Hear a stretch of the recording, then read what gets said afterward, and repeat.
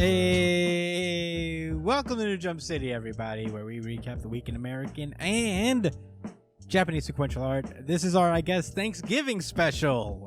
Thank you guys so much for joining us. Joining me through Discord, as always, is the man, the myth, the legend, the partner I am very thankful to have. It is Joshua Gangsta Time. Go! It's called partner, but it should be called Gangsta Time. What up? What up, yo? What up, Chris? What up, Brian? What up, everybody listening? Hello. Like Chris said, right? Thanksgiving special. Yeah. Got a nice little appetizer for y'all. Yeah. The eve of a wonderful holiday. Yeah. Also joining us, missed us on Friday when we were talking about the manga for part 2 of episode 85, but he is here today to join us in talking about comic books. It is my brother. It is the Edgelord. Edgelord. Big News, Brian. It's been What's so up, long. nerds? It's been so long, I almost forgot how to introduce you. Wow. Yeah. And here I thought I was unforgettable. Well, we'll see about that. Yeah, you skip an episode and, you know what I'm saying, you lose a few points. Yeah. Like On the my memory personal, bank. you lost a gold star on my personal gold stars board. So you're gonna earn it this episode. We have a pretty solid show. We have some stuff to talk about. The end of 10 of Swords is upon us, so we got that. A couple other things. But let's get into plugs really quick. You could find me at the Chris Espinal on Twitter and Instagram. Joshua Cole, where can they find you? At JD Cole_37 on Instagram. We're going to leave it at that. Oh, yeah. And Brian, where can they find you? You can find me at b.esp on Instagram and Twitter. And whenever I decide to stream, which is a very rare occurrence, you can find me at twitch.tv/itspunchline. All right. You could follow the show itself at New Jump City on Twitter and Instagram. Join us on the Twitter especially because every week we do a audience poll for the really good chapter of the week in terms of manga. So the next one will be the Sunday when the manga comes out. And we'll reveal the results on the recording of the show, which is usually Thursdays or so. If you want to talk to us, questions, suggestions, anything you guys want to chat to us about, email us at newjumpcitypod@gmail.com, or you can hit up the comment section of the video you're watching. And speaking of video, we have a backlog of over several. I mean, we're almost at 90 episodes here of backlog of audio stuff that we lost the video versions to in our last YouTube stuff. So go back and listen to those. It's available iTunes, Spotify, Amazon Music, wherever you guys listen to podcasts. And if you're listening to the podcast version, please hit us up on YouTube. The link will be in your description of every podcast. It'll be a clickable link because technology has advanced. Wait a second, Chris. What? You can't be saying that we have so much incredible content for people to watch. Yeah. That's actually impossible. We have so much content that Shueisha itself had to stop us from creating. But You could probably literally listen to us for a full day straight. yeah, I mean more than Easy, that. right? We have over Yeah. we have to have like maybe 100 or so hours of content. So Yeah, we get you through a flight, man. yeah, for sure. I love this. If you're going to Listen to New our Zealand, thoughts. if you're going to New Zealand, we got you both times over. But in any case, also the audio versions of the podcast do come out first. So, if you want to do that, get on that. That would be the easiest way to get the episodes before they go up on YouTube. But that's all about that, I guess. With all the plugs, thank you guys so much. And then, without further ado, it is time to randomize You said, is this ice? Dickhead, is it cold? Daredevil. Oh, snap. That's what I had out. Nice. You predicted Yeah. it. This is Yeah. Daredevil number 24, Truth/Dare, part 4. Last we left off, Daredevil is going to trial. He is facing the music for the involuntary manslaughter that he did on a criminal he was stopping. And Foggy has enlisted Kirsten McDuffie, his old love interest from like 2 runs ago, to help out in this endeavor. But she doesn't remember who she is, as apparently Matt Murdock's identity has been wiped out by the Purple Children. So in order to combat this, so he can be Daredevil and she can talk to Matt Murdock at the same time, we learned that apparently Foggy has also enlisted the help of Matt Murdock's twin brother, Mike Murdock. News to me, man. Yep, same. Apparently his existence was revealed in the Daredevil annual. And man, I usually don't pick up annual issues because DC has taught me better than that, but I guess I got to be more careful sometimes because honestly, not having annuals to thing has kind of burned me in the past. But, you know, as long as it was explained and it's not like out of nowhere, it's just like Matt has a brother. And apparently his brother's a criminal of some sort, or at least a con artist. I don't know. I have not read the annual. But, you know, very convenient. Very convenient twin brother who can take the place of him. I'll say this. I mean, you know, in terms of that, I feel like Zdarsky, the writer for this series, has earned enough credit where I can let one ass pull slide. That's how I felt. Only one. I wasn't gonna let that rain on this. He's been stellar so far. I'm not gonna be on his ass unless this is a thing that we just didn't know and the annual just kind of reminded us about. Otherwise, I'm sorry. In any case, Foggy and Daredevil are on the rooftop talking about, like, why did you enlist my brother in this? And Foggy's like, because nobody knows who you are, and you still insist on doing Daredevil shit, so you can't be two places at once. We need to get your brother involved so you can be in two places at once. And Daredevil just proves his point by saying, man, fuck you, Foggy, and then goes back into Daredevil mode and jumps off of a building. Meanwhile, we get a shot of Wilson Fisk in his shower, and he's just taking a shower and talking to Wesley, which implies that Wesley just hangs out in the bathroom while he showers. He's always by his side, man. Always. That's his ace. I'll tell you this, like, while he's dictating orders to Wesley, Typhoid Mary comes through and is like, we should talk, Wilson. And Kingpin's like, if you hurt Wesley, and if you hurt one hair on Wesley's head. And I'm like, that's the first time I've actually seen Wilson really care about anyone outside of his family. Yeah, right. Some stakes was some risen there. I've seen him threaten him a few times. Well, I remember the time he said, he was like, "Thank you for correcting me, but if you do that again, I'll choke you out," or something like that. Like he made it. He didn't like. He didn't make a riddle about him killing him. Yeah. He let him know, just in an artful and poetic fashion, I will murder you. As Wilson Fisk usually does. I feel funny? Like what, Brian?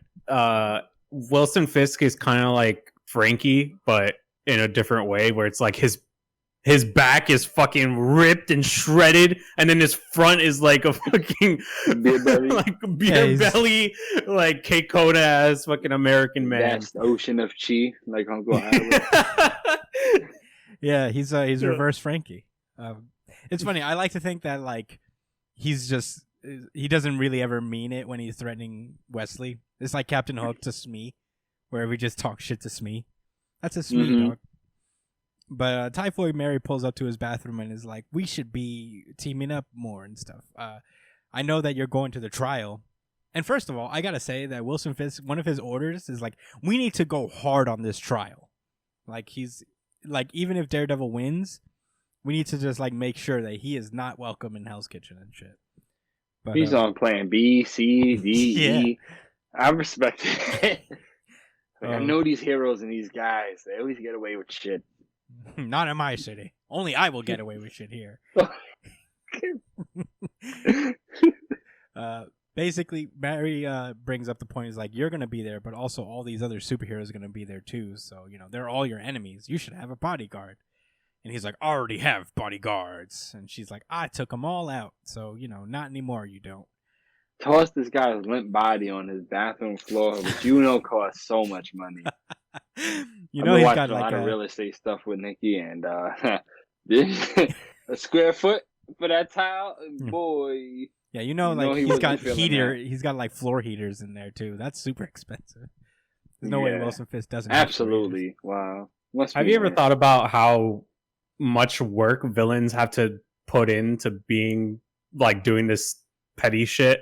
Like What? they build up, like she had to drag this dude's dead body, put it in a specific spot in the bathroom to get to this point where she would then throw it down. Like you could just say, "Hey, I killed all your fucking guys." Nah, dude. No, she had to go she needed extra to and let him bring the know. whole ass body there.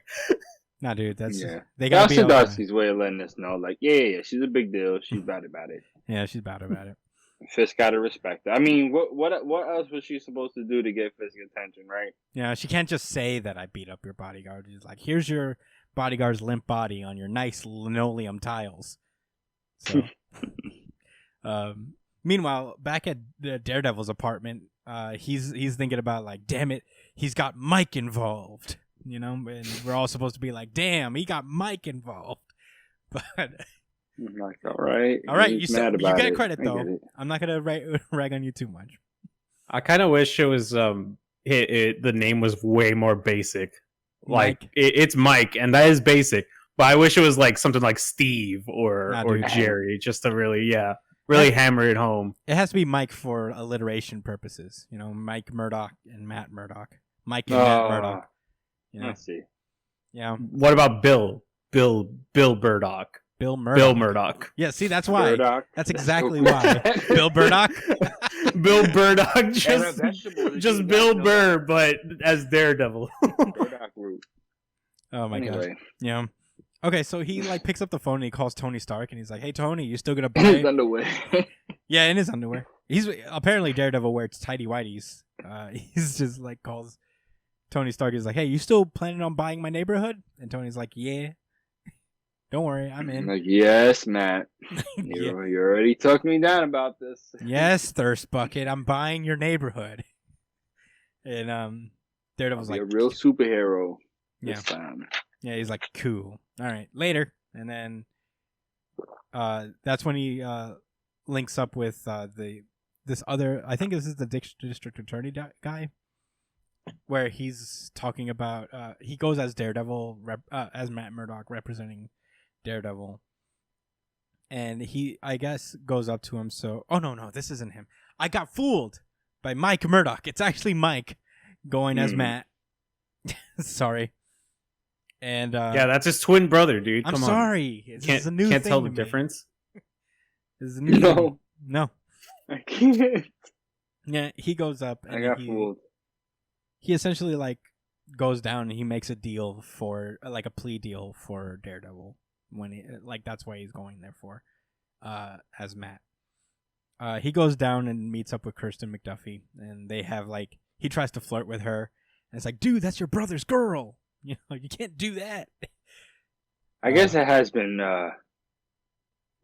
stated that he's a piece of shit Yeah, dirtbag. he's a scumbag. Yeah. But yeah, she's not having it, so she just walks away. And as he's walking, we meet up with. He runs into Daredevil, who he also Mike doesn't know who Daredevil is, so he's there under the pretenses that Matt is in rehab, and that is why he cannot work this case. By the way, in case I haven't mentioned it before, so he doesn't know he's Daredevil, and he confronts him. And Daredevil's just on his case, just like, you better not be having some bad intentions doing this. And he's like, I'm just filling in for my crackhead brother. He's... Yeah, my pill popping bro. And I was like, damn, for real? Jesus. Is that the case? Is that so? Can he not recognize Matt's voice? Matt, I imagine Matt does like a Batman-esque thing where he just makes his voice Yeah, right. different. Yeah, but I think I would recognize your voice if you like even tried to do some Shut up, weird, Brian. stupid voice. Shut up, But he's a Brian. scumbag piece of shit, so he probably doesn't even care about his voice or know about his Yeah. bro. You know what I'm saying? He just now came into the picture through years and years of serialization. You know what I'm saying? Oh. Is he a lawyer Multiple too? runs, No, different he's not. authors. He's just some Gotta kind be of a real weird criminal. sleaze bag for no one to really know of him or care. Yeah, he just looks like Matt, so he can pretend to be a lawyer on his behalf. Yeah, super convenient. Yeah. All right, yeah, let Anyway. it go. Hey, let it go. Let it go. Let it go. Let it go. Hey, Let it down. go. We gotta stop. We told him we'd give him credit. All right, so he says, "Don't do anything shitty and get away from my girl," and then he runs away. And he calls up Tony one more time, and Tony was outbid. He had the means to like continue to bid, but for whatever reasons, his entire computer system was crashed, and he couldn't allocate the funds in order to outbid him. So, Daredevil's like, no, the Stromwinds got to it already. Fuck. Hung up on Tony mid-sentence. Yeah, which is rude. I mean... Yeah, just to be straight with y'all, like, before I read the text bubble next to it, in my mind I thought, oh, he's probably thinking, nah, bro, that's cap, son. Tony Stark, somebody blew out your computers and outbid more money than you. I mean, obviously, I had to take a moment to understand what he said, but I did have that thought for a moment, and then he kept talking. Yeah. And I was like, oh, okay, maybe he's not mad at Tony. He's just tight. He's like, fuck, I can't go to jail anymore. And, yeah, he's really vexed about it. The next morning, he walks out full suit, but also his Daredevil mask. Because, pretty cool. Yeah, it is pretty cool. Pretty clean. Cool. Quite clean. When's the last time you see something like that? Yeah. Superheroes should do that more. Just wear suits. Moon Knight has just wear suits. One of Moon Knight's iterations, he's wearing a suit and tie, just like all white. It's clean as hell. But in any case, he arrives and he tells Kirsten, because she's in the car with him. He's like, I thought I had to go to jail, but something happened and I can't go to jail anymore because I have to stay out here and fight the Stromwinds. And Kirsten's cool with it because she's always been the supportive character in Matt's life. So she's like, I mean, I'm glad you're not going to jail, so that's pretty good. Tony walks in. Not Tony. Daredevil walks in, and we see Captain America's there, Luke Cage and Jessica Jones, and Elektra's there too. It's a big deal when Cap's there. Like he's like a premier Avenger. He wouldn't show up to like, I don't know, some rando superheroes at court trial. Yeah, some randos. Some rando. Yeah. Yeah. Captain America's got shit to do. He got defrosted from ice. He has to catch up on a lot of shows. Like, I mean, last I left off with Captain America's book, he was a fugitive. So I don't know. Maybe that's changed. That was a while ago. I had to pick up that like book. 2 years ago. Yeah, I had to pick up that book. It was good. Fairness. Ta-Nehisi Coates is doing a good job with Cap. Typhoid Mary and Wilson Fisk walks in, and they're about to start the trial, and Elektra whispers very softly, so only Matt can really hear her, and she reveals that she's the one who bought Hell's Kitchen out from Tony. She has money like that? Well, yeah, when they stole the money from the Stromwinds. Yeah, earlier in the run, Daredevil helped her steal billions of dollars from the Stromwinds. Unbeknownst to him, it went all just to her account. He wasn't thrilled about it at the time, but I'm sure he's super grateful now. So yeah, she said, he's like, "Oh my god!" Like seeing the facial, the art's done so well. Yeah, he's like, "Oh but Jesus!" But when he's like this, you see the little tear on his mask. I'm like, "Why didn't you call me? You show up on rooftops to talk to me about other dumb shit. Why didn't you just tell me?" You could have let me know and gave a nigga a heads up. Yeah. So yeah, with that, Daredevil is now resolved, and it turns out he decides to take the plea deal and go to prison for real, and that's where the issue ends. Thoughts? I'm interested. I liked it. Okay. I'm interested. I loved it. Yeah, I thought it was great. VGI for me. I'm assuming that certified VGI. I assume that Daredevil is just going to be fucking people up in prison. I mean, he's trying got to punk him because everybody's going to try to do the same to him. So he's going to break everyone's jaw. Yeah, he's going to. Has there ever been like a superhero show that like took place in prison? Not to my knowledge, with a superhero in there. I mean, I think that would be cool if there was like if like the Netflix. Well, I know there's never going to be a Daredevil Netflix season again, sadly, but like it would have been cool if like there was a season where Daredevil was in prison and he was like, trying to survive. I mean, I'm excited to see it happen in the comics. So, Yeah, I mean, this Daredevil run just continues. It's one of the more consistently awesome books on the stands, and it's very low key. Nobody talks about it. It's very good. You had thoughts? I really like that he took the plea deal and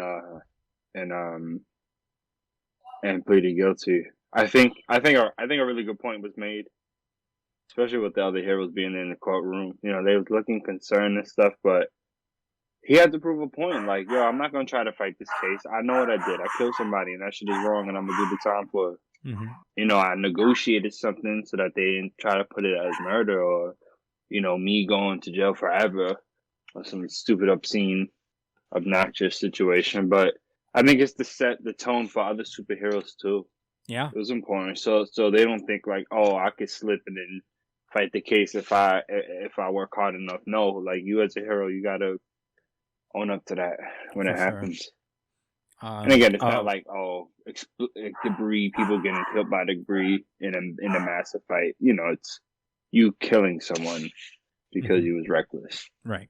By the way, is there a reason why is there a reason why they decided to have Elektra get it instead of Tony? Like, is it because Elektra is a Daredevil character, or is it just? I was gonna say that. I think it's probably gonna play into something later on. I mean, this run is far from over. Absolutely, because first of all, the Strowmans already know they got robbed, and now this brand new buyer out of nowhere, all of a sudden comes and buys up a whole bunch of blocks they were planning on getting. Mm-hmm. It's one thing if Tony does it, because then he's like, "What y'all gonna do about it? Are you gonna beam your whole situation, right?" What are you gonna do to Tony Stark, bro? Yeah. Access computers for like 30 minutes. Well, for a second, like when I was reading this, I was like, "Oh, they're gonna cop out of the Matt Murdock goes to jail storyline," but it was cool. It was like a good loop. I thought they were gonna he's got to stay out of jail. He's gonna escape. He's just gonna be on the run. But I'm glad they're committing to this story. I mean, he's not in jail yet, so I hope they do commit to this story. It's very interesting, and it's a cool moral take. It's very morally consistent with Daredevil, that he would try to become the example for other superheroes as a lawyer too. Like, I think that's something that's a very lawyer characteristic. It's just we have this privilege where we work outside the law, but we can't go too far outside, you know, and when we do, there has to be a consequence to that. So people are still accountable for their crimes. Right. It's sick as fuck. Big fan. But it's also interesting that he's being tried as his superhero identity and not actually him, you know? Yeah, they had to really lawyer that up.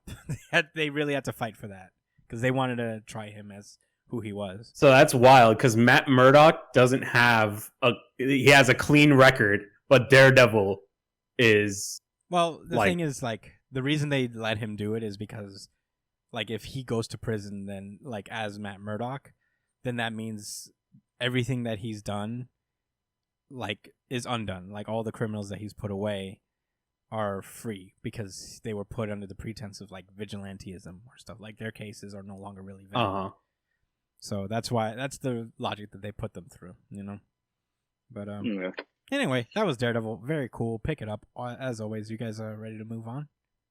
Yeah, sir. All right. It is time to randomize. The Ten of Swords books. We are here. This is the end.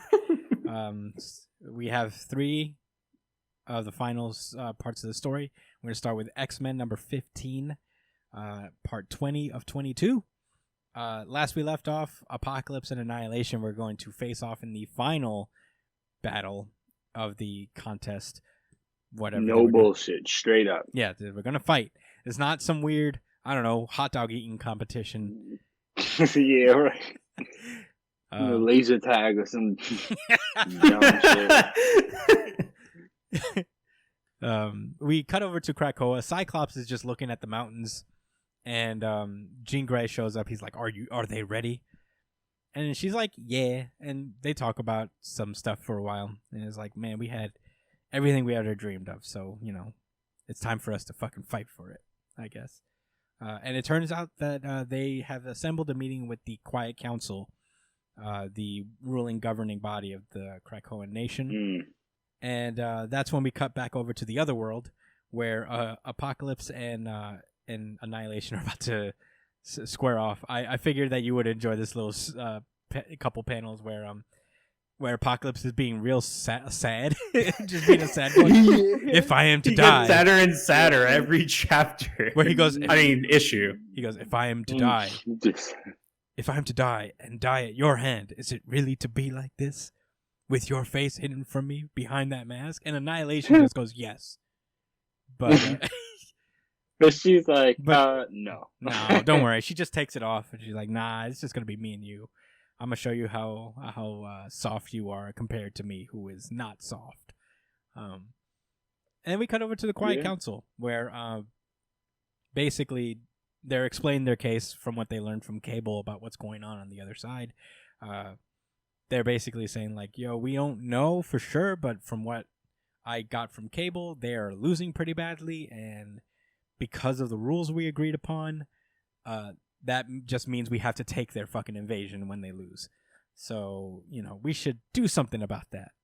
And everybody's like, I don't know about that. Cyclops essentially wants to lead a strike team into the other world and just take their people and bounce and destroy the gates. And everybody's like, this is like a debating of the case where they're just like, I mean, we don't want to lose people either, but we're going to lose more people if we let you just take a whole ton of people into Otherworld, because if they die there, then there's no really coming back. Yeah. And they pass a bunch of motions, like, amongst themselves, like Sinister and this other dude, I keep forgetting his name. Exodus. They're basically like... Exodus brought up some good points. Yeah. Honestly. I mean, they're saying... All right. Like you said with Cyclops, right? He wants to go and get the mutants, save them. Exodus is like, look, like that's a threat because, like, that's a threat to our security. Because what if you don't come back? What if you guys die? Right? Mm-hmm. Are we supposed to wait and keep these gates open only for the massive army of Ammon to invade Krakow and destroy us all? Mm-hmm. So he was, like, there was there was 2 votes that was passed, right? The first vote was that if any about of the gates. Yeah, actually, I think the first vote was about, like, if any of the Quiet Council decides to go, then they give up their seat in the Quiet Council. Yeah, that was a huge detail. Yeah. Now, is Cyclops and Jean Grey both on the council? No, I think just Jean is. Cyclops is just like a military captain. Yeah, he's a captain like Magic. Okay, so Jean Grey is. And Apocalypse is. Yeah. So yeah, everybody, and Kurt wants to go. Nightcrawler, my boy. Yeah, and he's like, I felt the way I wasn't included in that. My whole thing's is swords. I'm a swordsman. I was thinking in my head, bro, you ain't miss a motherfucking thing. Believe that. Yeah, I'm like, they didn't even use swords. Kurt. Your ass would have been playing Ping the Tail on a Donkey or some wild shit. Or Solitaire. I don't know, man. Like, obviously, I still have an attitude about that. Magical Solitaire. About the magical competition, but... Yeah. So, but yeah, as Josh said, Exodus brings up the point. Is like, yo, we should just... We're gonna take more losses if we bring you there. Like, because we got to leave the gates open. And if you guys don't come back, we'll never know if they're coming to us. So I think we should just destroy these gates. And Cyclops is like, you could do that if you want. I'm going to go get my kid.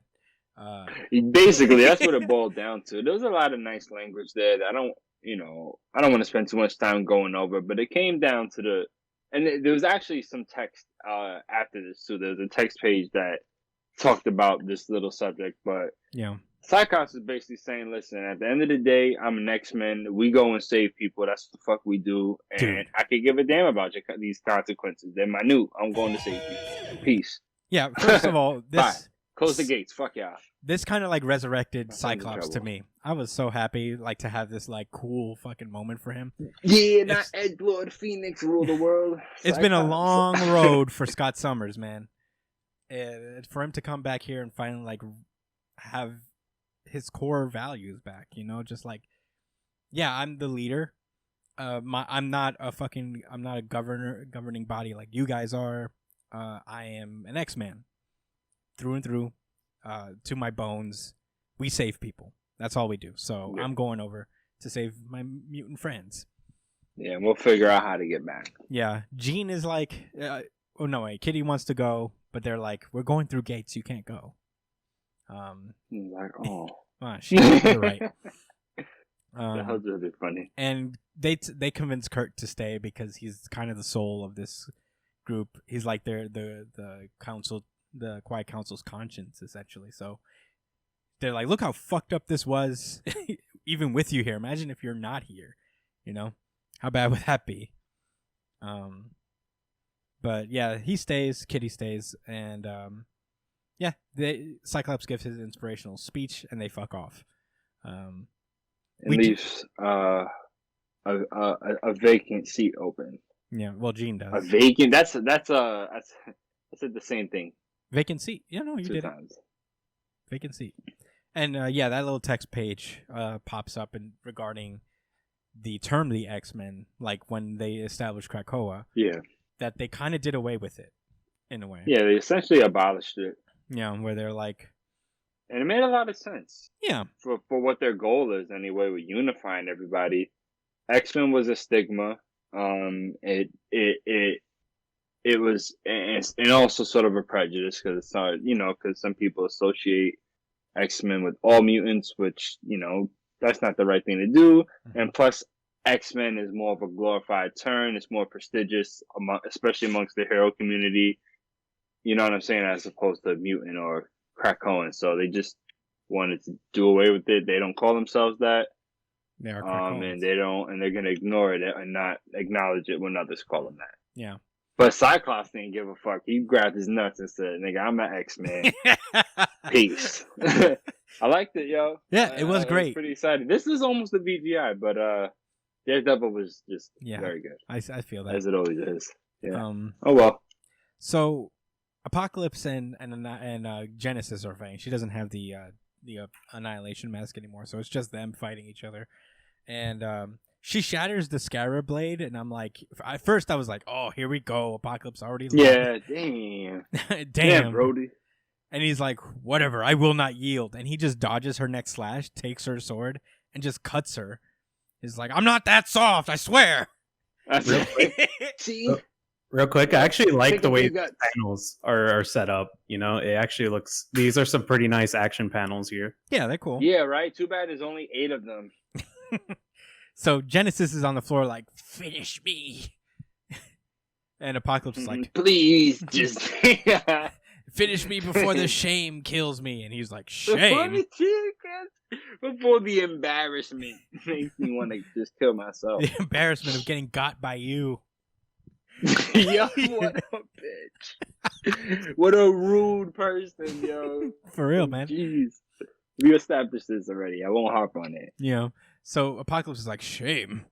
Shame. The shame would be me warring for thousands of years to see you again. And this be the end of it. And then he turns to Saturday and says, I don't want this. And Saturday's like, yeah, no, I don't care what you want. Everybody's just so mean to Apocalypse. She's like trying to outduel each other. It's so funny. She's watching the whole time. She's like, that was a nice line. I gotta come back with something. I don't care. I don't care. Kill your wife. Annihilation starts calling to Genesis, and when you wear the helmet of Annihilation, you're just kind of controlled by it as long as your will. Like Genesis could have resisted for so long because her willpower is like pretty strong, but with her dying on the floor, I guess it's a moment of weakness she took advantage of. She puts on the Annihilation mask, and Annihilation fully kind of takes over the body of Genesis, and that's where X-Men number 15 leaves off, and that's when we start with getting the issue up. Excalibur number 15. Excalibur.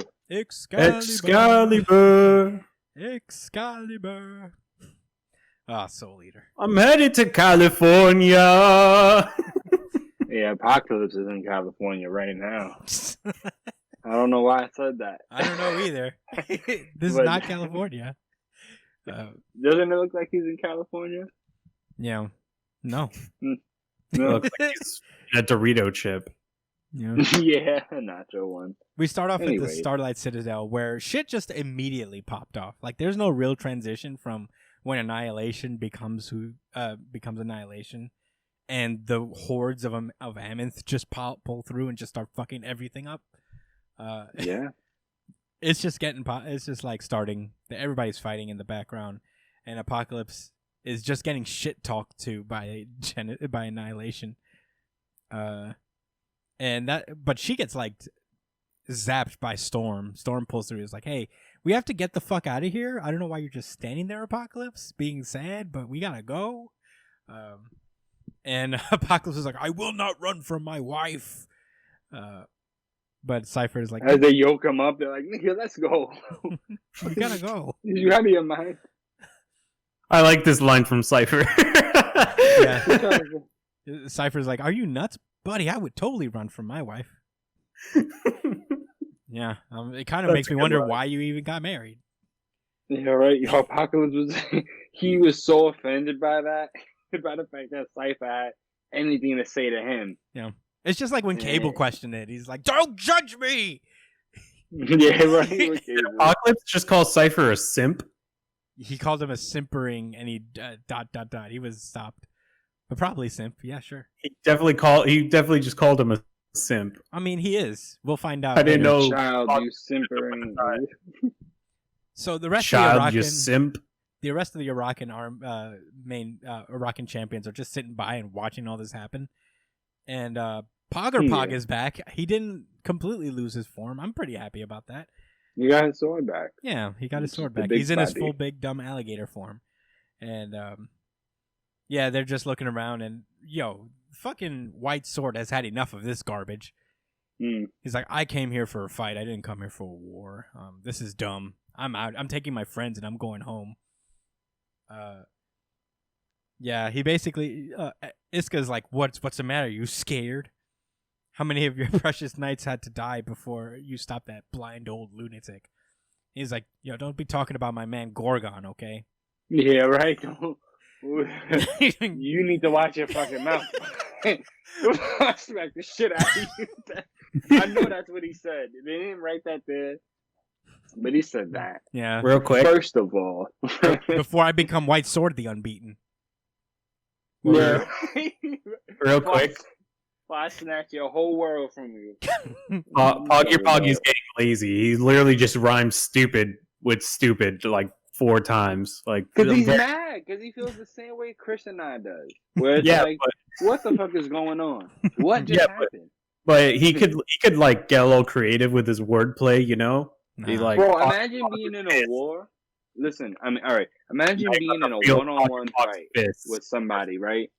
Listen, just imagine being on a one-on-one fight with somebody, and then thousands of homeboys pull up and start getting it popping. Well, they're not fighting against. What the are Emmons. you gonna say? You're probably not gonna be able to say anything. Stupid. No, they're not fighting against the Emmons. Agree with him, so it's lit. They're not fighting against the Emmons. The Emmons are there on their side, basically. They're just. It's only the White Sword who's like, "This is dumb. I'm out of here," and I'm like, "Cool. He won't die in this event." I'm pretty stoked about that. Everything's like falling apart.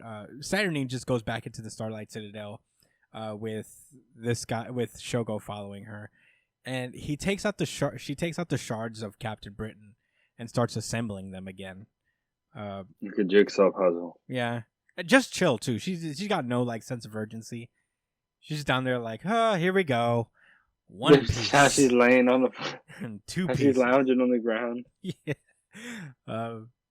Meanwhile, the mutants are out there fighting for their lives, and Captain Avalon starts like yelling at Apocalypse. Is like, "Yo, how could you not think that this could go terribly wrong?" And Apocalypse, defensive as ever, is just like, "I've thought about this for 1,000 years. Don't tell me anything." And that's when Bay the Blood Moon comes in. Tackles fucking Avalon to the ground because she came by to save Cypher, essentially. She uses her Doom Note, blowing away everyone, and she just bounces with Doug Friend. Meanwhile, we come back to Saturday just chilling still, having a glass of wine, making this thing, putting the pieces together. And, it's not looking great for the mutants. They're getting surrounded on all sides. But that's when Jubilee pulls up with the what are they called? The sentries or something? Arrow ladies. Yeah, the arrow ladies. The priestesses of the green priestesses, I guess. The ones that don't really fucks with Saturnine herself. They pull up and they start helping out the X-Men. But they're not for long. She's just like, yeah, I know, like, this is shitty, but we kind of got to go. Our duty is to the Starlight Citadel. Although we don't follow Saturnine, our job is to protect the Citadel. So we got to bounce. Sorry, Jubilee. Yeah, right. Sorry, Jubilee. Sorry, and Jubilee's like, at least we brought you here, though, right? Yeah, and Jubilee's like, man, I guess okay, but if I die here, please take care of my dragon son. And they're like, okay. He already knows that, so yeah, do the thing. Stay here in this magical land with him. Meanwhile, Doug Friend finally gets put down by Bay the Blood Moon, and he basically pleads with her. He's like, yo, we got to go back and help my friends, and you can come with me and live with me on Krakoa. It'll be cool. Our friends will accept you. And, yeah, she shows up, and she's like, yeah, okay. She runs back with Cypher, and finally the army is just surrounding them. Just like, all right, it's over, guys. You guys lost. There's no way you're gonna win. And just when hope seems like most lost, that's when I'm a little confused about how this works, but that's because I'm also not very familiar with the Captain Britain mythos. Saturnine finally puts all the pieces together, and the pieces all create this like weird chapel glass image of Betsy Braddock as Captain Britain, and she's tight because this means like, yeah, for real, she's the Captain Britain. You got to get over yourself. But this also manages to resurrect the entire Captain Britain Corps, and that's where this issue ends. I guess that's really cool. I mean, if you was a Captain Britain Corps fan, whoa! I mean, I understand their significance. That must have been there. I guess now, like, the X-Men have made me appreciate their significance, like, in the grand scheme of things, that they're, like, the Green Lantern Corps for the multiverse. Sure. But they're all British. Yeah, and every single one of them is British. But, yeah, that was Excalibur, and which leads us to the finale of Ten of Swords. 10 of Swords, Destruction. This is part 22 of 22. And we pick up where we left off. The Captain Britain Corps is resurrected, and they all come down and help the X-Men. Now they have a fighting chance. They've got a bigger army of stronger folks. But Annihilation summons more summoners to summon more things. Summon more Ament demons to help out. And while this is all happening, Cable is like brought out on a stretcher. I'm like, didn't just your arm get broken? Why? Yeah, right. You should be alright right just now. Like, oh no, my arm. Because he's a boy. He's just a boy. He's just a boy. Yeah. As he's being stretchered over to where Saturnine is, he gets a call from his dad. He's like, "Yo, I'm on my way, son. Don't worry." And Cyclops can also reach Magic. And basically tells her, just like, so I guess things are getting pretty shitty, and we're going to need you to open a portal to help us get through. And Magic does that. She seems to use all of her energy to open up a portal, which brings in the fucking Sword Station from the sky. And along with that, so many mutants from Krakoa. This art is fucking nuts, by the way. I mean, I wanted to save this little thing to the end, but this is one of the most beautiful comic books I've ever read, just from an artistic standpoint. I believe this is like Pepe Larraz who drew this. I'm so happy. This book, right? The Exetor's Destruction. Yeah, he did. It's amazing. Yeah, it's Pepe Larraz, but there's also like color artists, Marte Garcia, Clayton Clayton Cowles' letters. Design is Tom Mueller. They're fucking killing it on this book, first and foremost. This is like Endgame. Yeah. This is like Endgame, but X-Men. Yeah. Yo, Gwenpool pulled up. Yeah, Gwenpool's there. You have big cool Domino. action pages everywhere. Pog is getting like is fighting Domino and Gwenpool I see there, and a bunch of other people. Cyclops is taking down some stuff with Wolverine and Magic. It's all cool for a while. And then we cut over to Apocalypse, where he's fighting he's fighting Annihilation.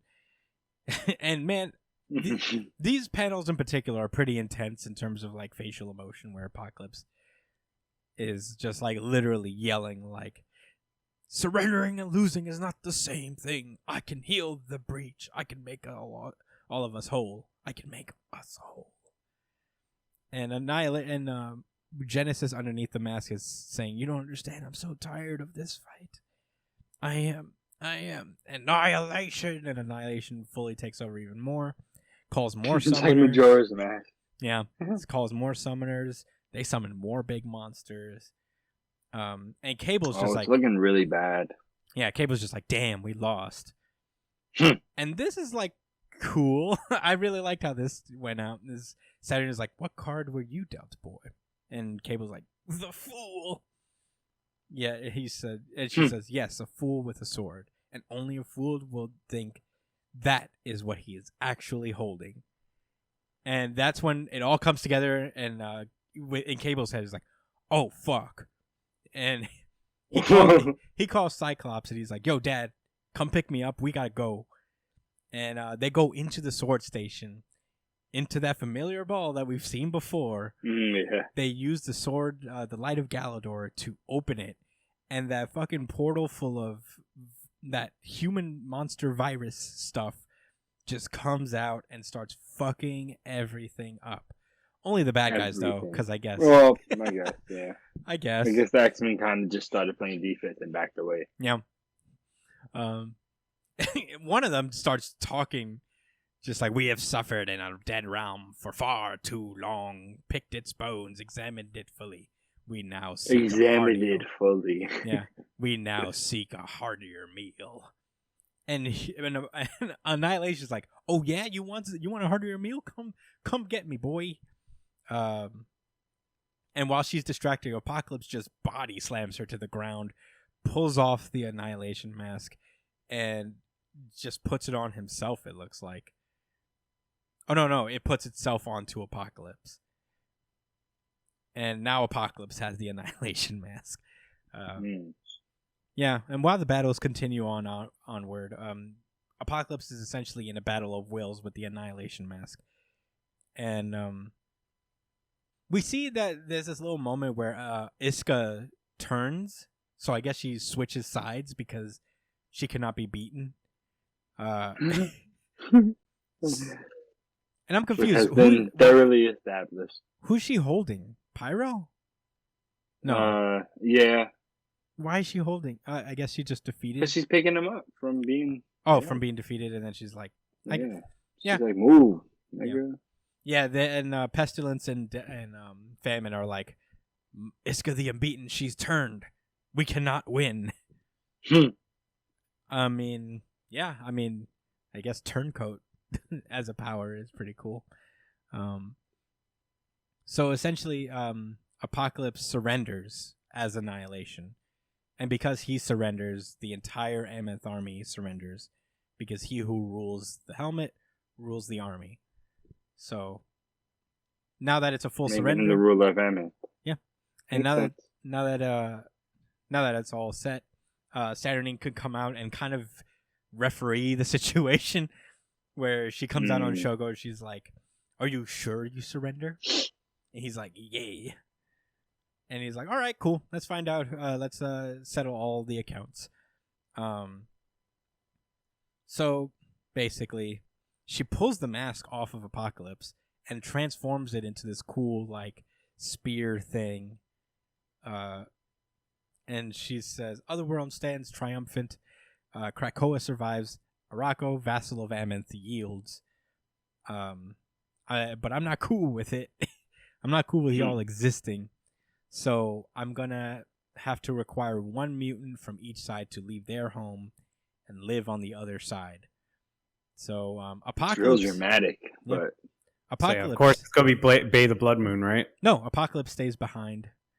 To go to I guess Amonth with Genesis and the kids and his kids, and to switch over to Krakoa side is the mutant island of Araco. What? The smart loophole. So they have 2 islands? It's all one island. yeah. Which was kind of the purpose of this whole thing for Apocalypse, is to reunite the island into one. So, and it's not just Araco itself, like the island itself. It's everyone, I think, every mutant who's 600 prisoners there, which are mutants. I think it's all the other mutants, too, that live there. Like, not just the prisoners. Like, Solemn gets to transfer over. Bay the Blood Moon gets to move over. Yep. So pretty, and Saturday is like, oh, pretty sneaky, Apocalypse. Even I didn't see that coming. So yeah, she's like, all right, cool. The islands are united. Apocalypse, fuck off. And Cyclops goes over to Apocalypse. Is like, hey, do you want me to say anything to Xavier now that you're just bouncing? And he's like, right. And he's like, yes, I'll see you in another event probably. By the way, I just want to say that Apocalypse Annihilation form looked pretty dope. It was cool. It was pretty cool. Boy, did his face look crusty, though. Yeah. We learned through a couple of these little paragraphs where I guess we learn of the fates of all these swords. Yeah, some of them get to the crooked mark. Yeah. Damn. It even gave him. It even his long lips were imprinted on the face, if you really look close. There's nothing Annihilation could do about that. Yeah. Essentially, swords get scattered. They show the exact locations of where everybody ended up. And we also learned that Betsy Braddock from our universe did not resurrect along with the Captain Britain Corps. She was left unaccounted for herself. So, damn. Yeah. Well, I wasn't that attached to her. I guess. But for the Betsy Braddock fans, oh man, it's Can interesting. We get the drop. Yeah. Oh, all right. Wait, which one? Do the Mario one. Oh. Is that only for confirmed death? Yeah, that is only for confirmed deaths, Josh. But she's confirmed dead. She's confirmed not accounted for. Oh, okay. I messed They didn't up. say dead. Okay, all right. Okay, so we get this little epilogue where basically it's closing all these little threads. And the fish assistant lady that follows Saturnine around everywhere is like, yeah, look, I know you know everything and you see everything, but also, did you really know what was about to go down here? And she's like, yeah, but there were some things I couldn't see coming, but there was some stuff for sure I knew. I know that husband and wife would be pitted against each other, a mother of a child would be tried and reunited at all costs. The 10th sword would reign from the heavens, and the 10th sword, which is the sword fucking station itself, would descend from heaven only to return at the dawn of a new age. The 9th sword would be returned back to Wakanda, which is Storm Sword. I guess everything's cool there.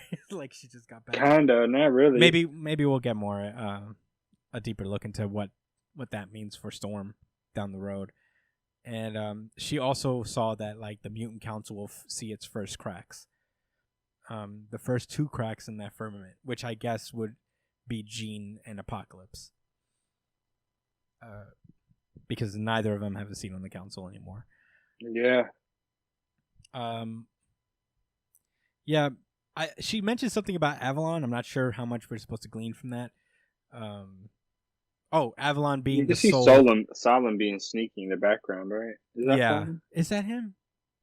I'm not sure. So. Yeah, there's someone sneaky in the background, but I don't think it's solemn because he would be just teleported with the Rocco to Earth. So he wouldn't need to do all this shit. But they do mention that Avalon is kind of the sole ingress and egress to Earth. So I guess the external gate is no more, really. Yeah. But they do have the one gate in Avalon.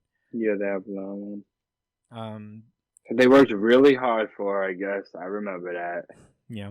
It's a big deal. And they had the lighthouse and all of that. Yeah. She mentioned that, like, when she got rid of all the virus people from the Sword Station by throwing them into the Blight Spoke along with the summoners. Which is crazy because, like, the summoners are going to tame the things that refuse to die there, while the Vescora, the virus people from the Sword Station, are going to mine untold riches hidden in the center in the strata of dead universes. Oh, that's really eerie. Yeah. The bartering of which, and from those little mining things, it will dominate the wild plans of the bent mind of he who runs the crooked market, and Death is still pissed off from being murdered and eaten alive, I guess. Sebaleth with the fake vampires. Yeah. So, and the fish lady's like, oh, also, you got the fucking Captain Britain cords back. I bet you're real happy about that. And she's like, yes. Yeah. And she's like, you won. Congratulations, my lady. You really came out on top of this. And the narration, though, says another story. Is that, yeah, the white light, both fair and foul kingdom, and of both fair and foul kingdoms, and the eternal seat of the Starlight Citadel, who in her dominion had won everything she had ever needed, but not the thing she truly wanted, which is Brian Braddock, being with her. And she is just alone. So, emotionally, she is the loser in this competition, because she doesn't get Brian back. And I guess that's why she was. Goal? Was that one of her goals? Well, I guess she was hoping that, like, with Betsy gone, like, Brian would have no choice to come back. That, like, the stars, the shit that she was putting together would show Brian instead of Betsy, but it showed Betsy because she had earned the title of Captain Britain from Brian. So that's why she's most disappointed. I guess that's what I'm thinking of. And that's basically 10 of Swords, you guys. All right. This was a roller coaster emotionally for me, I guess. Yeah. In terms of what I expected, I guess, like, this was just a game of expectations, and it wasn't what we were expecting. But I don't know. I feel like the end was cool, and when I'm thinking about it, it's just, I should have seen it coming, I guess. I like the writing in X-Men, like the first issue. And then, I felt like, well, you want to finish your thoughts? Yeah, I mean, we just wanted, I guess we didn't get really what we wanted, which was, like, this cool concept of a battle story. But I can't bring myself to say it's bad. I was excited reading the X of Swords Destruction. I did enjoy that. Yeah, it was pretty lit. The huge battles and stuff, and not knowing what was gonna become of what, And there's more implications to what that means for the future of this run. It's not like this is the last story, and that's what kind of saves it, is that, like, this isn't the final story of Jonathan Hickman's run. In fact, this is probably just the beginning, because he seems to have really long plans for what this is. So I'm not worried about it. I'm trying not to judge it based on what I wanted it to be, and see how it is. And how it is, it's got a really good beginning, an okay middle, and it ends pretty strong. I can't really, I'd rather have that than it be consistently, like, not great, or just have that middle part be great and the beginning and end suck. Because at the end of the day, the fighting is just kind of, like, secondary to the needs of the series overall, or this run overall. So I don't know. It's not over yet, is what I'm saying. Yeah, there's still other threads that need to be tied. Yeah. Or seen through. Yeah. What did you think, Josh? It was pretty much. I feel exactly the same as you, but I'll just say again how I was so wrong about a lot of the things I thought was going to happen in this event. And once I came to a realization that this, again, it's not a manga, it's an American comic, and where this is going to excel and really excite me and be good is in the details and in the writing and the dynamic between characters and implications for the future. That's always something to keep you, because that's why you keep reading comics, because you want to see what's next. So I think there's a lot more to come. I think that was the last issue in the event, but like you said, it's not totally finished. So yeah, it really is. That I would be disappointed. It was fun. It was fun and got the ball rolling in a lot of ways. Yeah, and there's a lot to think about. When Apocalypse would be back? What the man, I can't believe he's just gone now. Yeah, Apocalypse is off the board. Like one of the biggest X-Men villains, or say even characters, is just gone. Is just going to be gone for probably more than a year. I mean, we're not going to see him for a while. It's interesting. And I don't know what's going to happen next. I couldn't tell you what next event is going to happen in any capacity, but mind if I could get some 2 cents in? Sure, Brian. So I just thought about this. Well, first off, let me talk about how I felt about the series. I think the first part was pretty fucking cool with everybody getting their swords and shit. That shit was cool. Yeah. When the actual challenges started, I was like, all right, this is pretty fucking corny. Like this is very disappointing. And I know like everybody, all of us were disappointed because we were expecting it to be more manga-like. I know I was. I'm not really that big of a fan of American comics myself, but I also did like how this ended. But I know this isn't like a manga thing or anything, but what I took out of this was, wow, this kind of felt like My Hero Academia in some aspects. And it kind of made me realize, because My Hero Academia is very heavily inspired by American comics, right? Yeah. So that makes me wonder, wait, so is My Hero Academia's pacing an influence of American comics? Because when reading this, I was like, man, they really aren't like taking their time. Like they aren't like, putting things out. They aren't. And I remember us having this same conversation with My Hero Academia. I'm like, wait a second. Like it's like this explosive storytelling, right? Yeah, because we were expecting a manga, right? But we got an American comic. And then with My Hero Academia, we're expecting a manga, but it's more like an American comic. Yeah, in certain aspects, because they still do the traditional, shonen archetypes well, especially with the combat and the development that you don't see on such a detailed level with most American comics, especially this X-Men event. But it had those vibes in the beginning. We had a lot of character-focused stories that gave them a lot of attention, and also rewarded readers for if they was already reading this series. Some of them. But for sure, ones like Excalibur and Cable and I guess Wolverine and X-Force to an extent. Right. But that's a cool way to look at it.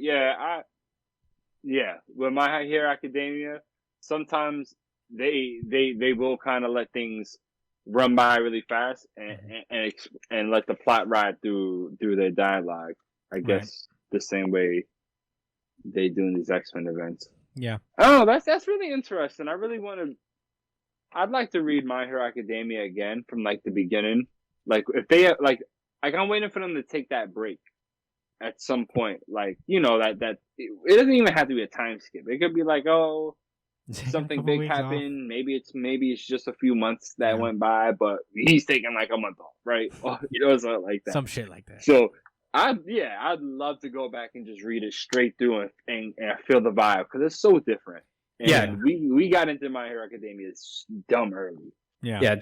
My Hero Academia is like like now that I read this, like I think this is the first like thing that I've read like from like beginning to end. I think did X of Swords start with the whole like getting swords thing, Yeah. or was Yeah, Swords' that was it. I creation. mean, you know, obviously you have to. These type of stories always reward readers who, you know, have enjoyed these characters for a long time even prior to, like, you know, these, like, their own authors' runs. So it's kind of built in. It's kind of baked in a sense. Mm-hmm. Yeah. So, like, the main takeaway, like, I got from this was, like, it kind of made me, like, appreciate American writing a little bit more. Just because, like, the middle part was a little off-putting for me, but, like, the way that they wrapped everything up was pretty interesting.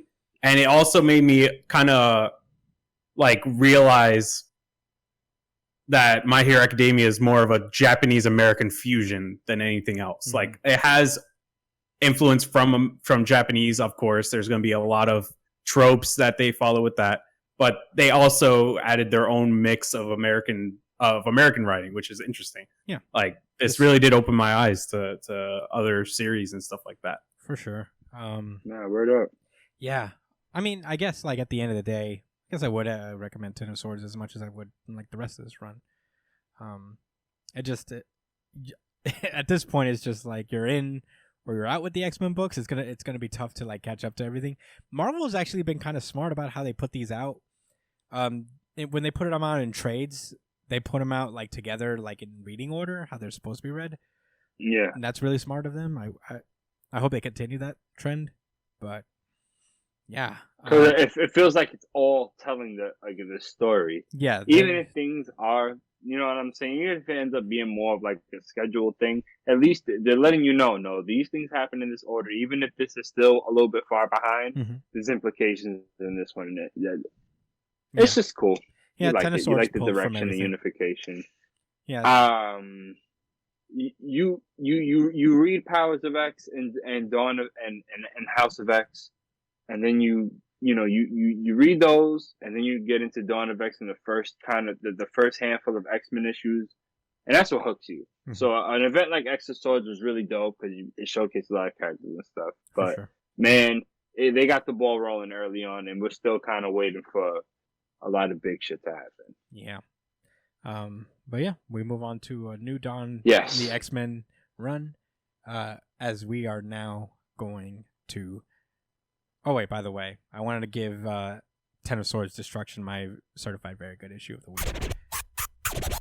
Certified VGI. It was just such a pretty book too. I think mostly on the art standpoint, I was like, I can't stop looking at this book. It's gorgeous. Yeah, it's dope. We see another one end before us, unfortunately. Mm-hmm. Does this feel like West Coast Avengers? Wait, let's randomize. Oh, shit.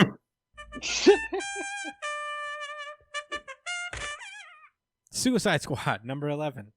The final issue. I don't know if it was canceled or this is just the natural conclusion. I feel like it was. I feel like it was too. I think they had this in mind, and maybe, like, if it was worth it, they would have kept going, perhaps. Mm-hmm. Yeah. You know? In any case, this is Suicide Squad number 11. Last we left off, the Suicide Squad were about to get bombed by the superpowered girl who was being used as a bomb herself against one of the new revolutionary members of the Suicide Squad's country. And we start off in a morgue in Louisiana where Jog wakes up, their speedster, who was killed earlier on in this run. And it turns out he is an offspring of the Black Rider.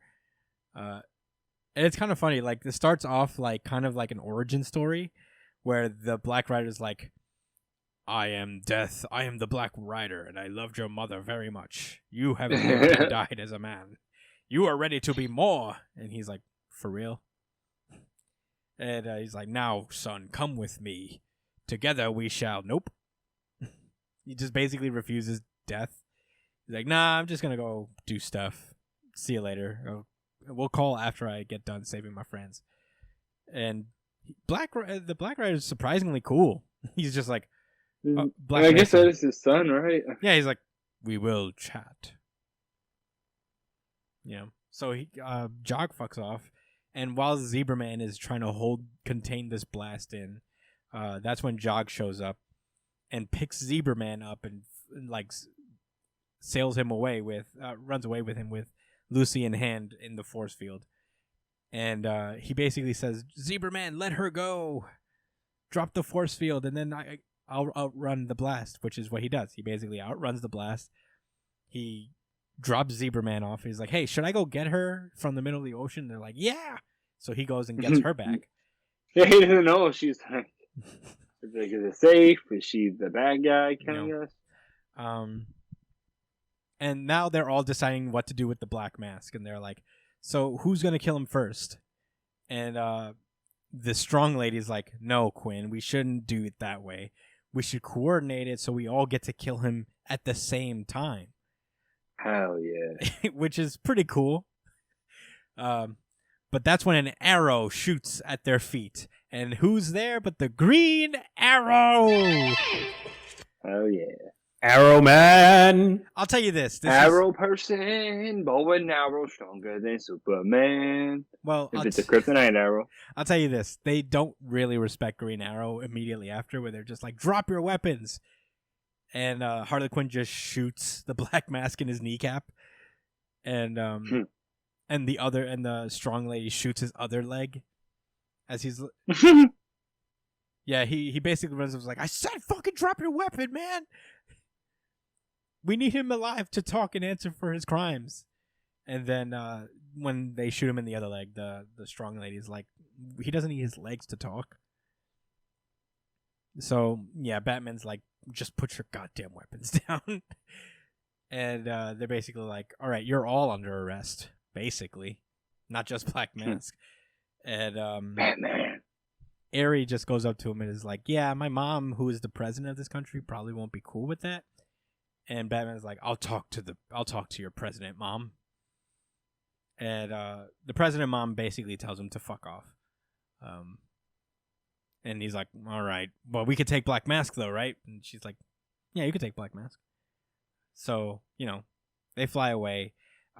And the Suicide Squad parties, essentially. But Harley Quinn is saying that, like, yeah, I gotta get out of here, It's not about the car. Yeah. Yeah. He's tight. Yeah, so Harley Quinn leaves the group. She is like, she's got some stuff to handle. And she goes to visit Deadshot's daughter. And he's basically like, she delivers the news. She's like, yeah, your dad's dead. And she has, my dad wasn't a good person either.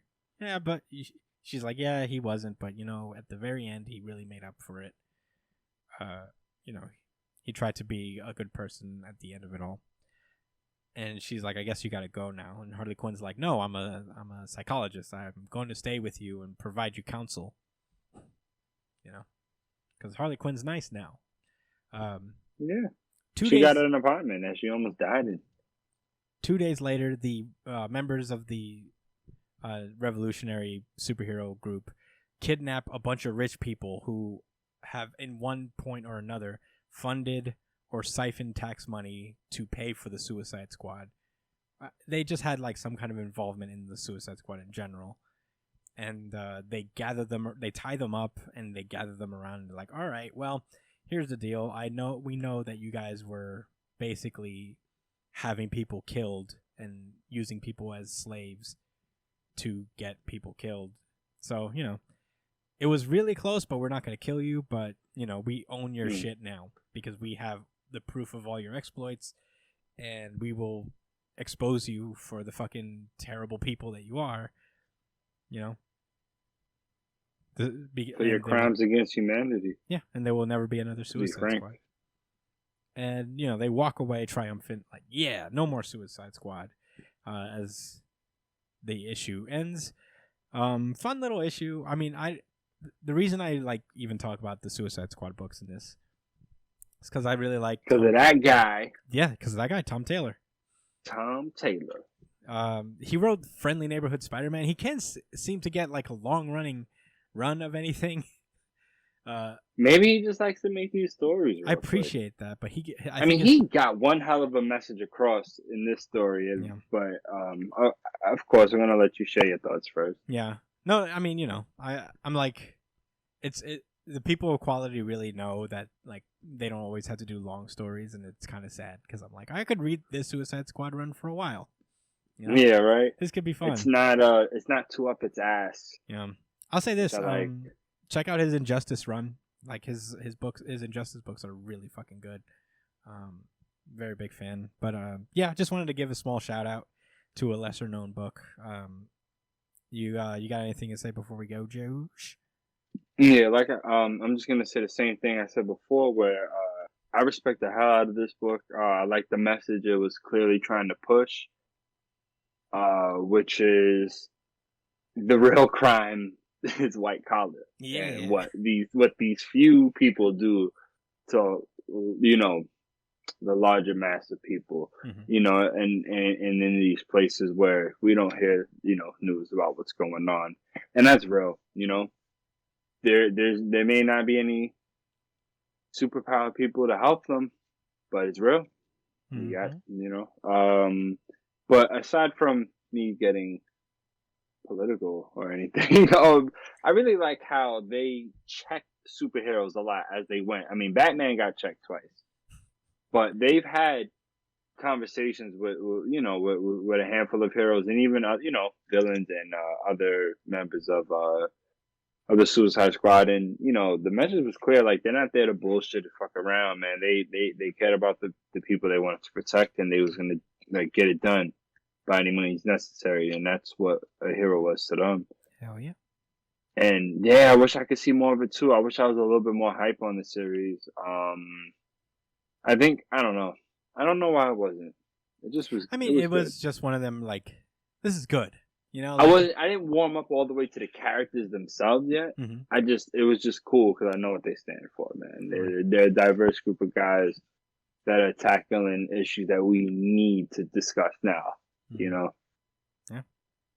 Yeah, Tom Taylor, he did it again. Come out with a part 2 or something. Didn't they do that with the light girl from DC? Not yet. They didn't do.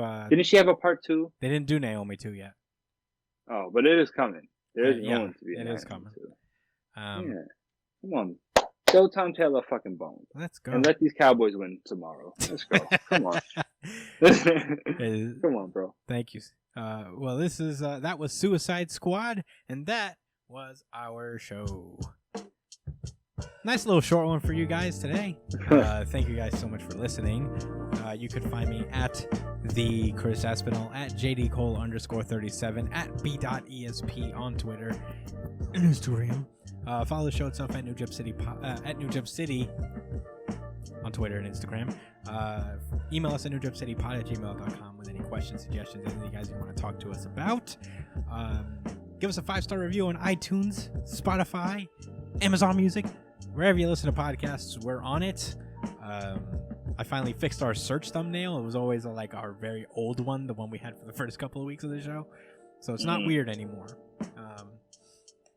And subscribe to us on YouTube. Give us a like, subscribe, share the videos.